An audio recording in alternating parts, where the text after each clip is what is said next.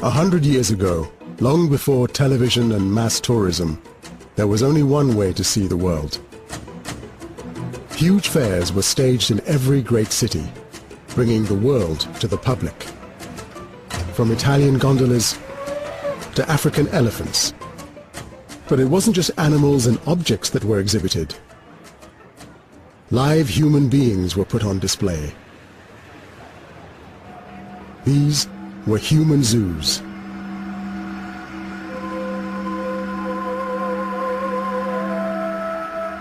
These exhibitions were not meant just as entertainments.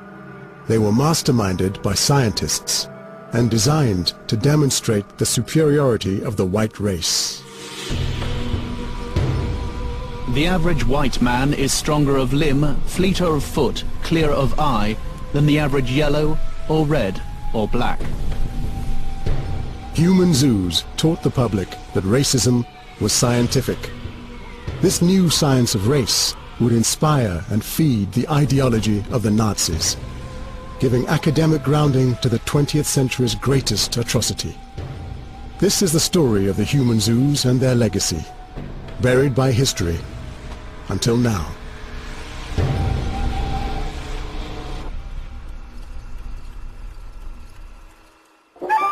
Almost nothing is known about the people who were put in human zoos, but one man's story can be pieced together.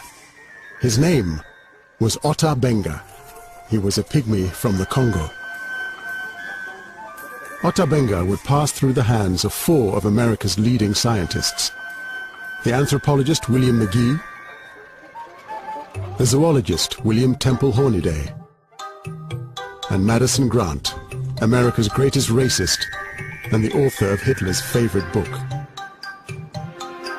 But Ota Benga's journey to the human zoo would begin with the explorer Samuel Phillips Werner.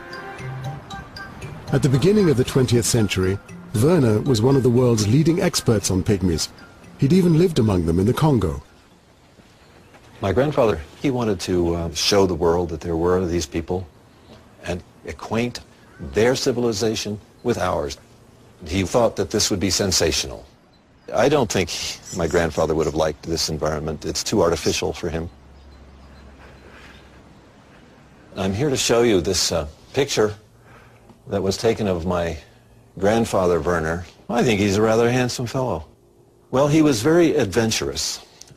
Some thought it was to such an extreme that perhaps he was a little daft or crazy, or a little bit like many in the Werner family have been over the years.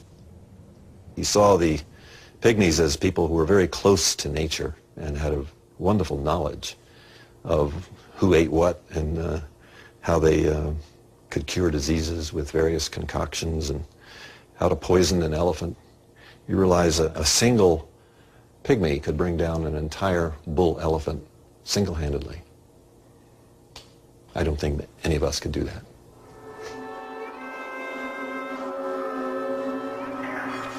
In 1903, Werner got his chance to show pygmies to the world.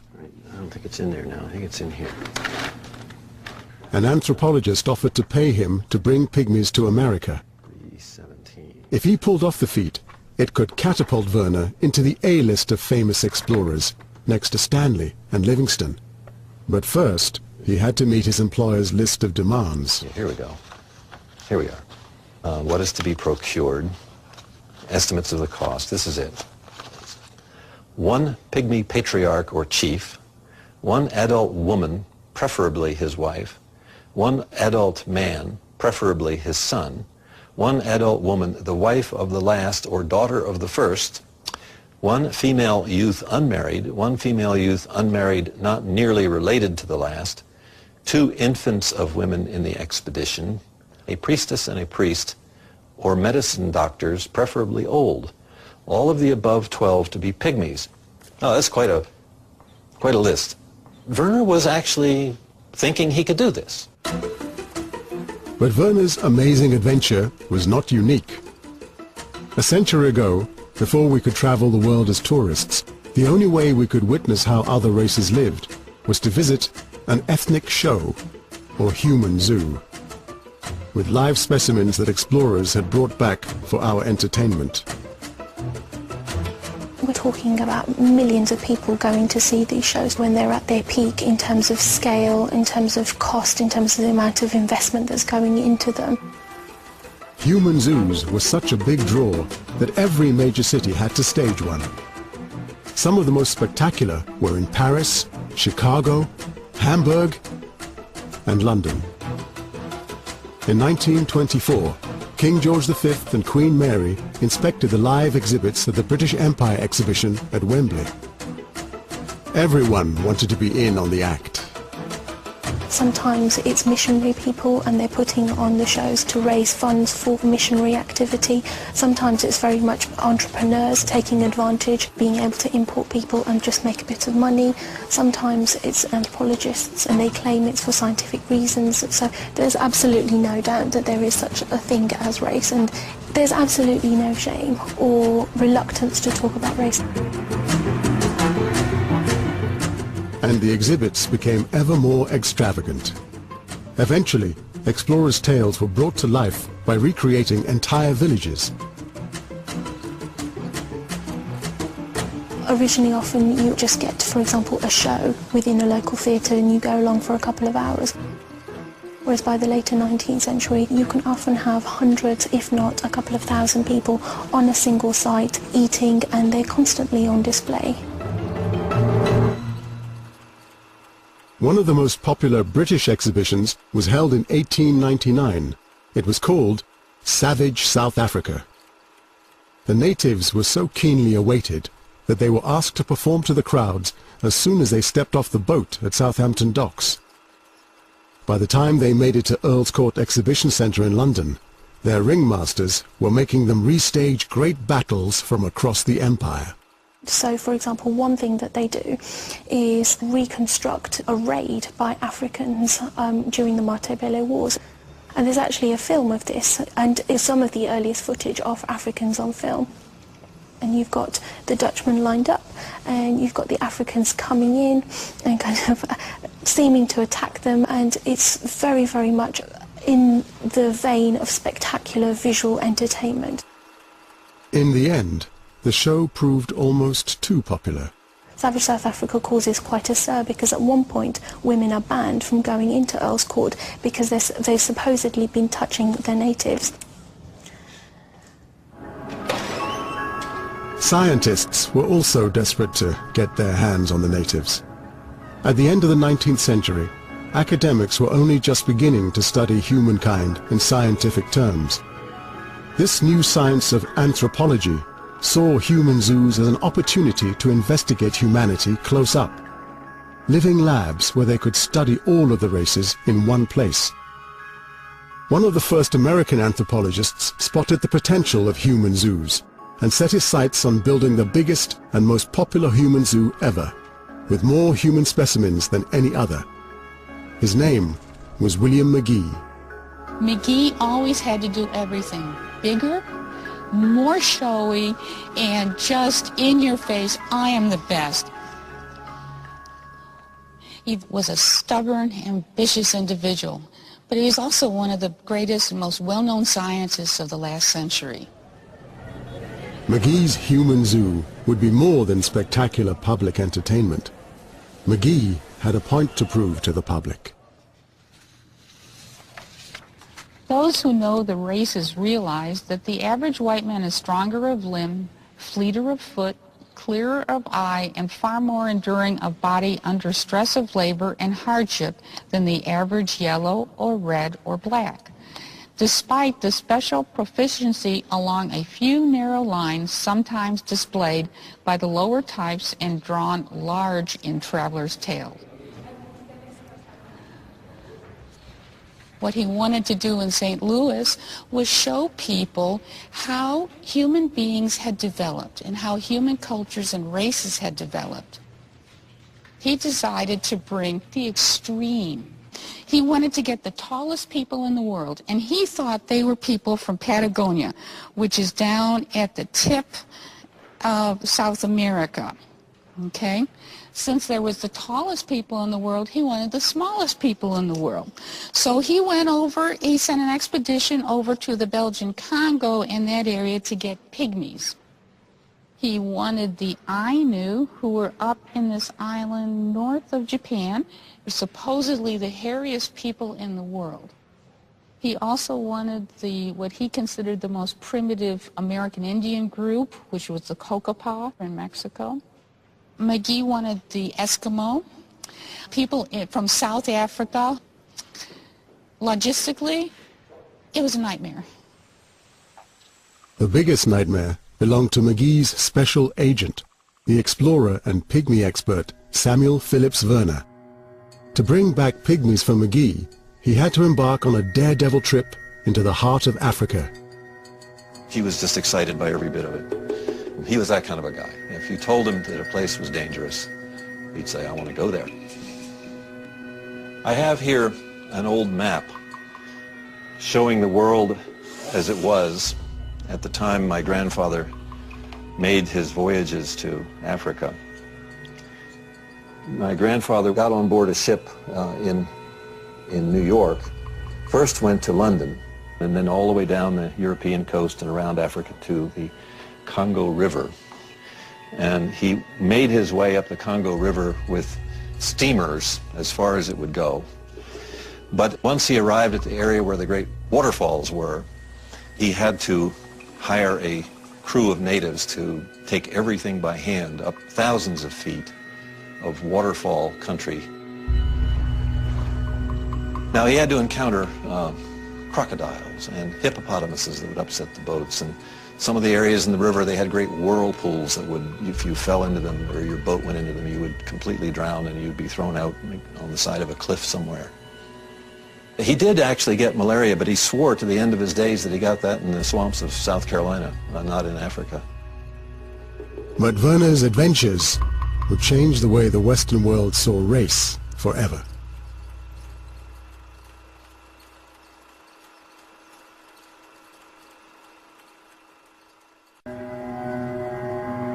In 1904, the anthropologist William McGee was putting the finishing touches to his human zoo. It was designed to be one of the largest scientific experiments ever undertaken. But before it had even begun, McGee was sure of the conclusion. It was designed to prove to the public that there was a hierarchy of races, with the white man at the top and everyone else beneath. McGee was trying to develop a universalizing theory of human progress. And what he always did, and he always considered, like many other people at the time, was that no matter what you chose and what categories you used, whites were always, by definition, by default, better. He thought that whites had progressed and that other groups were stuck in the past, in a sense, and hadn't developed as much as white civilization. McGee took Darwin's theory of evolution and bastardized it, creating a theory to explain the physical differences between races. Darwin saw humankind as one single species. McGee saw each race as a different stage in man's evolution, from the pygmy at the bottom towards the white man at the top. Anthropologists still study pygmies today, and for good reasons. Why not be curious about the differences? So different places will have a very different culture and also very different biological adaptation to the particular environment. So of course, if you first met someone that is very different from you, this is something interesting. And the pygmies are very black, very curly hair, and very short. So when you see these differences, it's striking. Because they were so different to whites, McGee believed that pygmies were a living missing link between apes and humans, the lowest rung of the evolutionary ladder. I think this is basically the influence of the culture of the time. Perhaps for the Victorian mind, you know, where men are always dressed and religion is very important and the morals are very established. You cannot understand the place that the culture is completely different. So Yeah, it would be very interesting to study them at that time, I think. Over in the Congo, the explorer Samuel Werner had been laid low for weeks with malaria. But he was about to come across the first of the pygmies on his shopping list. It was on an occasion when he was going up the Congo River, and the boat broke down, the steamboat, and the captain said it would take 2 weeks for the spare parts to come. And he was told by the captain that he shouldn't go into this area. They should all stay on the boat until they got the parts to fix it, because there might be cannibals in the area. Well, that's all he had to tell my grandfather. There were cannibals, and boy, he was out there in a minute looking for them, wanting to talk to them, wanting to maybe share a meal with them, who knows. And when he walked into one of their villages, he found that they had captured people in local tribal wars and were keeping them in cages. And some of them apparently even preparing for them to be eaten. That's when he encountered his first pygmy. My grandfather's first impressions were that the pygmy was a particularly fine specimen of the sort of people that he wanted to bring to St. Louis. And he asked the pygmy if he would like to go with him.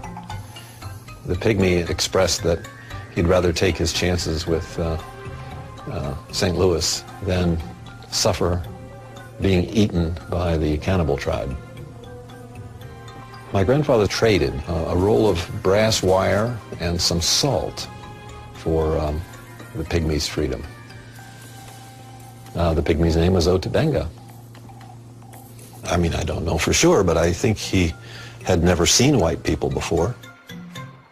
And Werner offered him some water, and that sort of created an initial good impression. He spoke to Werner in his native Chiluba, which Werner understood, could speak back. With Otabenga's help, Werner managed to persuade 5 other pygmies to leave the Congo. Nearly 6 months after he started his mission, he was ready to make his return trip across the Atlantic. Once he got to Matadi, he could get on a steamer that took him directly over to the United States through New Orleans. They had a stop in Cuba, by the way, in Havana along the way, probably to pick up some cigars. The journey was pretty uneventful, and the pygmies probably thought it was a very long journey, much longer than they were used to. And they also wanted to know how the boat was powered. They thought that it had a cage full of hippopotamuses down beneath it that were pedaling it along. And Werner showed them how the steam engine worked. Mid-June 1904, the pygmies caught their first glimpse of America. They docked in New Orleans. Now it was the pygmies' turn to explore. They marveled at the size of buildings, at the way the streets were laid out, and how complex things were, and how people had houses full of bright and beautiful things. So it was very strange to them, but I don't think they had any fear.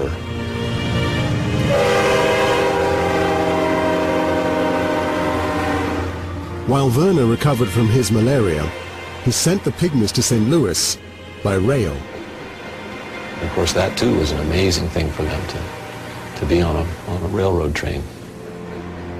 In St. Louis, the pygmies would be the anthropologist William McGee's most important example of an inferior race. But Werner, the explorer who'd lived among the pygmies, had come to a very different conclusion about them. Pioneering in Central Africa, the major book written by my grandfather. Let me look in the index, on the chapter on pygmies in here. Of one fact, my experience and observation completely convince me that these pygmies are human beings in every sense of the word. He lived among them, and so he knew about them. McGee's Human Zoo was to be the centerpiece of a giant international exhibition, the St. Louis World's Fair. Since 1851, world fairs had been held across the globe to celebrate human progress. They showed off the latest in culture and new inventions. In St. Louis, the first ice cream cone and Dr. Pepper soft drink were unveiled to the world. The fair would last 7 months, but today there's almost no trace left of this extravaganza. Well, we would be about at the center point of our fabulous fair right here. We would be standing right next to Festival Hall, which was the huge auditorium with the huge dome larger than St. Peter's in Rome. People would come here and just take in the lovely view. And then below us is the Grand Basin. That would have been dotted with all sorts of gondolas, swan boats. Little lagoons would go off to the side to some of the other palaces. You could go around the fair on a donkey. There were even people on a giant turtle. There was an Irish village, Tyrolean Alps. Actually, they were artificial mountains that were constructed in the background. 20 million people visited our fair, so every day there would be hundreds of thousands of people here.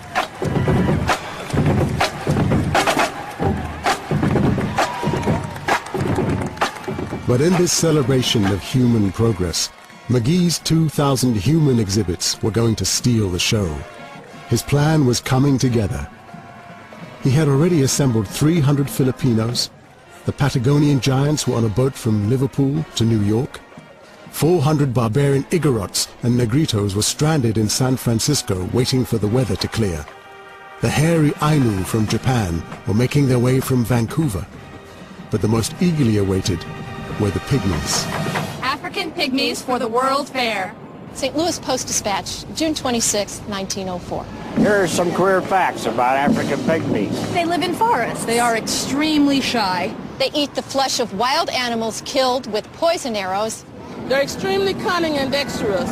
They're cruel, finding delight in torturing animals. They have long heads, long narrow faces. And little red eyes, set close together like those of ferrets. Their bodies are exceptionally hairy. A pygmy has been known to eat 60 bananas at one meal, in addition to other foods, and then ask for more. If caught young, they are said to make excellent servants. They seem to be controlled by an impulse that makes them delight in wickedness. McGee's exhibits would spend months living in an enclosure on the fairground. He wanted them to recreate their lives at home. They built houses, cooked authentic foods, kept animals they'd brought with them, performed traditional ceremonies and dances, and they wandered amongst the other exhibits.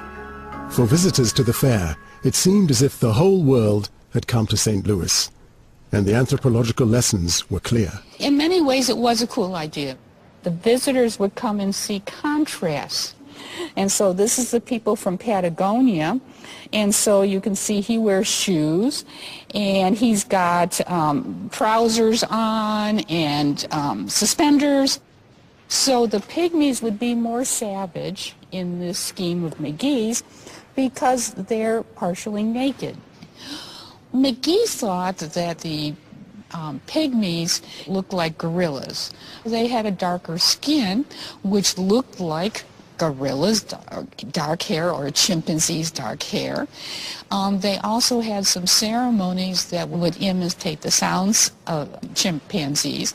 But for McGee, it wasn't just the Pygmies' appearance that betrayed their inferior racial type, but their behavior. They had certain kinds of religions that were thought to be really primitive. Here they're illustrating a ceremonial decapitation. Now probably the visitors would just, and you can see a couple of visitors in the back there, would probably think this is just a primitive rite. They would take it as a sign of savageness rather than looking and seeing that we're performing rituals that say similar to Catholics would do in churches and things like that. As the fair went on, Ota Benga began to draw the most attention. He was described in the press as a dwarfy black specimen of sad-eyed humanity. But the pygmy was turning performer. He used to get paid to smile for photographs and would get 5 cents and 25 cents and sign his autograph, which is how they made money there. The Pygmies turned out to be great entrepreneurs, and they saw this as a diplomatic mission. It had nothing to do with racial categories. They were on a mission to the United States to demonstrate and to show Americans how cultured and civilized they were. They didn't realize that McGee was putting up signs that said they were savages. Never occurred to them. No matter what his subjects thought, McGee was able to draw the conclusions he wanted from his anthropological experiment. The results are contained in his original report. It's been hidden away for the best part of a century, rarely recovered from the archives. He was described by McGee in his report as very typical because he was exactly the right height that everybody thought pygmies should be, and because he was the right skin color, and because he had filed teeth. It basically reinforced the stereotypes that people came to the fair with. So he became the archetype, the model, the perfect one. In his report, McGee seems to have had no doubt that the Pygmies were every bit as savage as he'd imagined. But as the fair went on, the Pygmies were unwittingly frustrating all of McGee's theories. The Pygmies used to go out, and one of their favorite things to do was buy cigars. They would get cigars every day, and one of the people in the Turkish pavilion would give it to them. And McGee used to get mad because Pygmies are too primitive to smoke cigars. Therefore, he would take those away. In fact, the newspapers called him the overlord of the savage world. And then all the Pygmies had top hats, and they used to wear them all the time. And that didn't coincide with the pictures and what they wanted to present at the fair. For McGee, the misbehavior of the Pygmies was the final straw. He believed his anthropological experiment had been scuppered, and that he'd failed to gather enough evidence for the superiority of the white race. A year after the fair, he would turn his back on humans and choose to study rocks instead. But by the time the fair closed in December 1904, and the savages were on their way home, 20 million people had passed through its gates, and most went away believing that anthropology had publicly demonstrated that the white race was superior. For them, racism had been given a scientific seal of approval, and scientific racism was now set to change the course of the 20th century.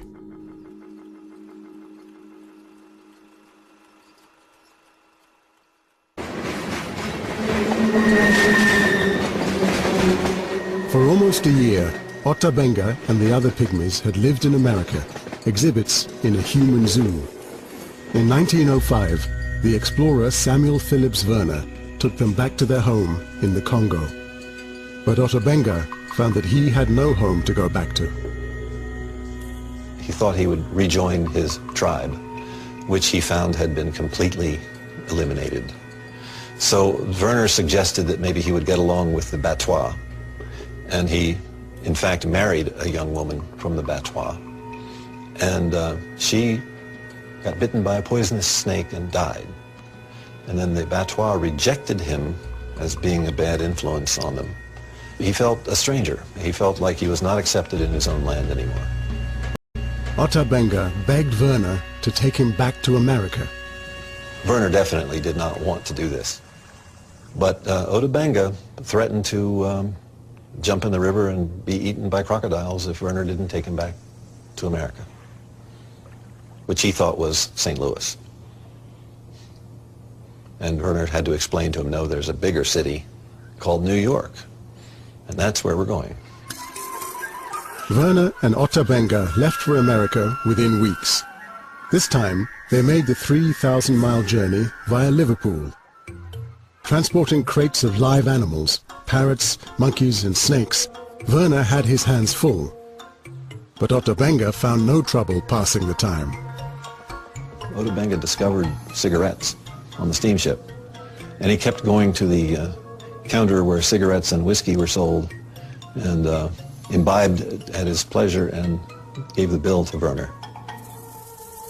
But Werner's hoard of African artifacts failed to sell in New York, and he had to head to the south to ask his relatives for money. But Ota Benga seemed to be settling into life in the city. He was amazed at the height of the buildings. He was amazed at all the things that we're amazed about New York. At one point when he was taken to the Hippodrome to see a society circus, he saw a baby elephant handing out programs. And he thought that was wonderful, that the elephant had found a place to be engaged in some useful activity. And he started talking to the elephant. And the crowd was amazed that he could actually get the elephant to do things, which astounds me even to this day. Ota Benga imagined that he'd also be able to make a go of it in New York. Werner arranged accommodation for him in the American Museum of Natural History, where he thought Ota Benga would at least be safe. I think my grandfather saw Ota Benga living a life as a performer, if you will. Perhaps that's not the best life in the world, but at least it's better than being eaten alive in Africa. But almost as soon as Werner left New York, other people began making plans for the pygmy. While living at the museum, Ota Benga came to the attention of William T. Hornaday, a conservationist who'd saved the American bison and was now the director of the Bronx Zoo. Hornaday offered to take Ota Benga off the museum's hands. He thought he was going to look after the zoo's elephants, but instead he was going to be put back on public display. The exhibition was that of a human being in a monkey cage. New York Times, September 9th, 1906. A human being in a monkey cage. The human being happened to be a bushman. One of a race that scientists do not rate high in the human scale. But to the average non-scientific person in the crowd of sightseers, there was something about the display that was unpleasant. It is probably a good thing that Benga doesn't think very deeply. If he did, it isn't likely that he was very proud of himself. When he woke in the morning and found himself under the same roof with the orangutans and the monkeys. For that is where he really is. On September the 8th, 1906, Hornaday put Ota Benga on display in the monkey house with a chimpanzee for a playmate. The sign read, "The Missing Link." The entire episode had been swept under the carpet, but Anne Hornaday recently discovered the story. It was her great-uncle William T. Hornaday who had arranged the exhibition. When I first heard about it, I was appalled. And I asked my father about it, and he did remember hearing about this episode, and remembered his mother being very upset about it. It was a public sensation. On a single day, 40,000 people turned up to see Ota Benga and the chimp. Bushman shares cage with Bronx Park apes. Some laugh over his antics, many are not pleased. So, you know, it's not as if this went unremarked, and it didn't go uncriticized. And I think that's important to remember, too.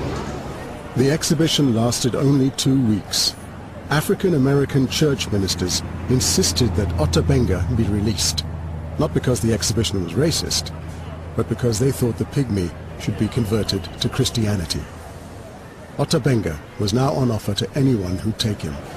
An asylum in Brooklyn had called, an African-American group, charitable group, had called asking to bring him out there. Colored orphan home gets the pygmy.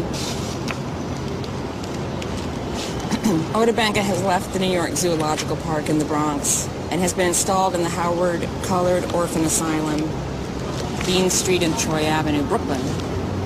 There it is hoped that by association with the colored children and their instructors, the pygmy may be civilized, so that when he goes back home, he will be able to teach his people.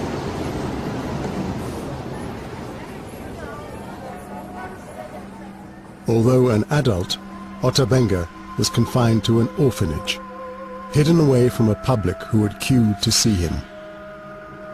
Exhibiting Ota Benga at the zoo had been designed not as a mere sideshow. The display had been masterminded by a man called Madison Grant, a wealthy conservationist who had founded the Bronx Zoo. he was also one of America's greatest racists.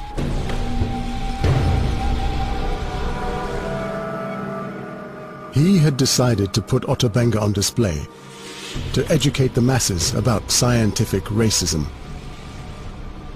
When Madison Grant died in 1937, it is said that his family burned all of his papers. His remaining legacy is a book. A rigid system of selection through the elimination of those who are weak or unfit, in other words, social failures, would solve the whole question in 100 years. Race feeling may be called prejudice by those whose careers are cramped by it, but it is a natural antipathy which serves to maintain the purity of type.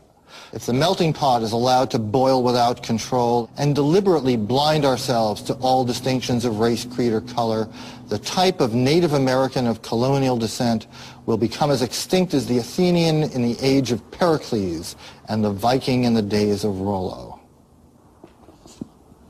So what is this book that you're reading? This book is The Passing of the Great Race by Madison Grant, a classic of American racist literature. The Passing of the Great Race was a bestseller when it was first published in 1916. It promoted the idea that the survival of the white master race, the Nordics as Grant called them, was threatened by the lower races, so they had to be kept apart. Although Grant was only an amateur anthropologist, he was highly influential. He was a player. He was an insider. He hobnobbed with the big scientists, and the big scientists agreed with him. This is someone who was a Yale graduate and Columbia Law School, and with the luxury of not having to work for a living because he was independently wealthy, he devoted himself full-time to early conservation, for which his work is generally admired, and early anthropology, for which of course is not admired. Grant, a eugenicist, argued that evolution should not be left to chance. He lobbied for laws banning interracial marriages and limiting immigration, laws passed by people softened up by human zoos and now susceptible to Grant's arguments. The cross between a white man and an Indian is an Indian. The cross between a white man and a Negro is a Negro. The cross between a white man and a Hindu is a Hindu. And the cross between any of the three European races and a Jew is a Jew. When I read my students Madison Grant, and I read it angrily, my students say, why do you take such a personal interest in this? And I say, well, because it was my grandparents and great-grandparents that he was trying to keep out of the United States. It is a very personal story for most Americans, in fact. Grant's argument found followers all over the world. In 1930, after The Passing of the Great Race was translated into German, Grant was bestowed with what he regarded as one of his greatest honors. He received a fan letter from an aspiring politician in Germany which said, "Your book is my Bible," signed Adolf Hitler. Grant's correspondence has disappeared. That letter is not with us anymore, but there is eyewitness testimony that he brandished this letter at people to show how great and how influential both he was and how seriously the Germans were taking his ideas, which is something he was proud of. He was a real by the way. Put that on your television.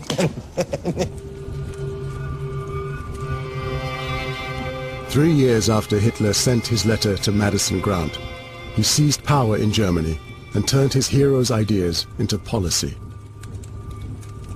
Once the Nazis adopted it and embraced it wholeheartedly, that caused a lot of Americans, although not all Americans, to rethink it.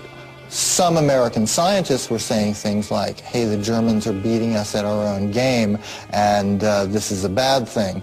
We need to get more like them. So there's a dirty little history there that we do need to bring out into the open. The Nazis set about using scientific racism as the foundation of the Third Reich. They took the ideas that were promoted in human zoos further than anyone else, instituting a systematic elimination of inferior races in the defense of their own superior Aryan race. In the end, it slaughtered millions in the name of scientific racism, an idea for which Ota Benga has been used as a prime example. Guilty or not guilty? Nicht schuldig. In 1947, at the Nuremberg war trials, Nazi doctors named Grant and his book in their defense, arguing that the Third Reich had merely been copying American ideas. Military Tribunal 1 has found and adjudged you guilty of war crimes, crimes against humanity, and sentences you to death by hanging, and may God have mercy upon your soul. In the wake of the Holocaust, mixing race and science became taboo. The ideas of Madison Grant and the early anthropologists were buried.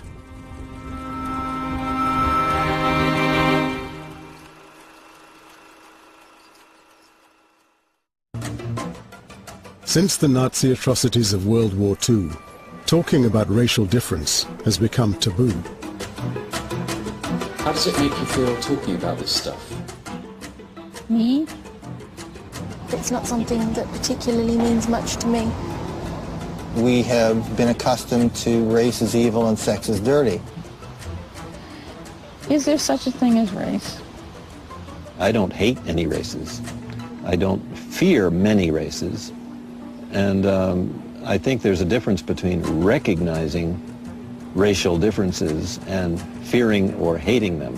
I have to think a lot to kind of say what I think about it. Racism would exist whether or not races are real. There are large individual differences within a race, but I don't think I could play basketball as well as a well-trained African American, and I wonder if a well-trained African American could do plasma physics as well as I do.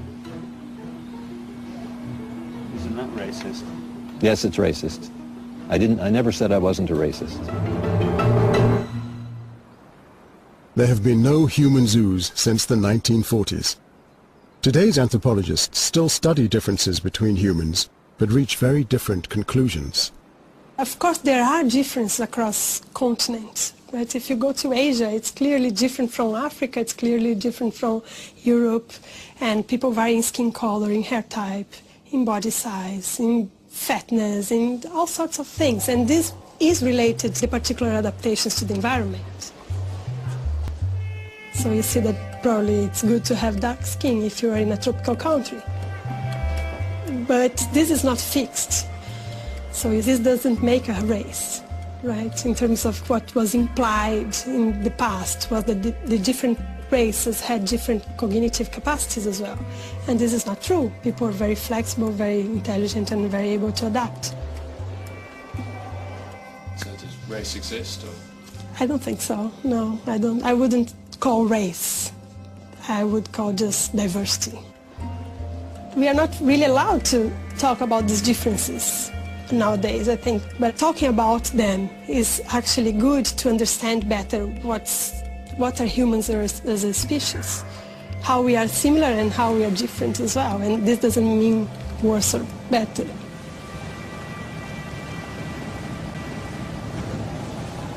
Because race became taboo after the Nazis, even 60 years on, we're still confused about what it is, unwilling to mention it, unable to tell what's racist, leaving us blind to what science could tell us about race.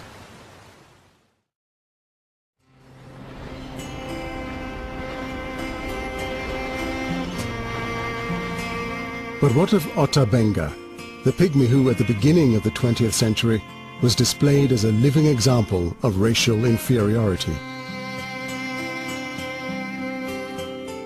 Ota Benga was kept out of the public eye for 4 years. He eventually ended up in an unlikely little backwater, Lynchburg, Virginia. There are no memorials to him here, but he was adopted by some of the locals, and a few still know of him.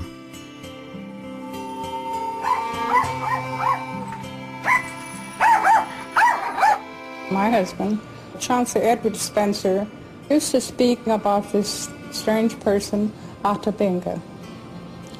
So the only thing that I can tell you about Ota Benga is what I have heard from my husband. He was 4 years old when he and Ota Benga played. And the things that he would tell would be just what most boys would talk about, how they would hunt, how he taught them to hunt, and things of that nature. But to my knowledge, he never spoke of his homeland or anything. In Lynchburg, Ota Benga became known as Otto Bingo. He had his pointed teeth capped and attended a Baptist seminary where he started to study English. I never knew him, but from what I hear from other people talking about him, it's always very nice. It's like he was a young boy lost and in the woods. I don't think he would have ever been happy without returning to his homeland. I really don't. For the next few years, Ota Benga worked in a tobacco factory, apparently trying to save enough money to return to the Congo.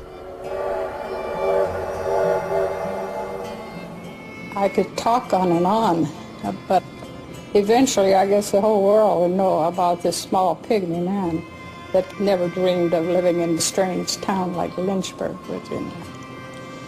He'll be in the books, and kids will read about that there are other people who look different, but they still are human beings. But Ota Benga never did make it home. He died in Lynchburg in 1916, 10 years after he'd been on show at the Bronx Zoo. In the end, Ota Benga may have realized that he'd never be fully accepted as a human being, that he was just too different. Local records show that one night, in the barn behind the general store, he removed the caps from his teeth and then killed himself with a shotgun. Nobody knows for certain where he's buried, but local resident Laura Munson thinks she's found the likely spot, an unmarked grave at the White Rock Cemetery. Well, I just sort of accidentally found this place, and I kept seeing this cemetery on a map. I had to do some historic research on it, and so every day I'd drive around and I couldn't find it. Finally, I stopped up here at Miss Smith's house and asked her if she knew about a cemetery out here. She said, "Oh yes, it's in my backyard." See those 4 corner posts with the chains going from one to the other? That's where it is.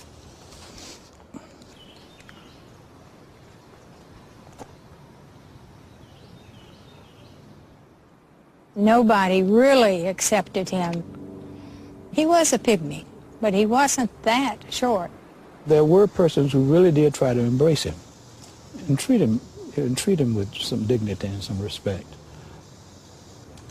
But I'm sure there were others who just maybe saw him as a novelty.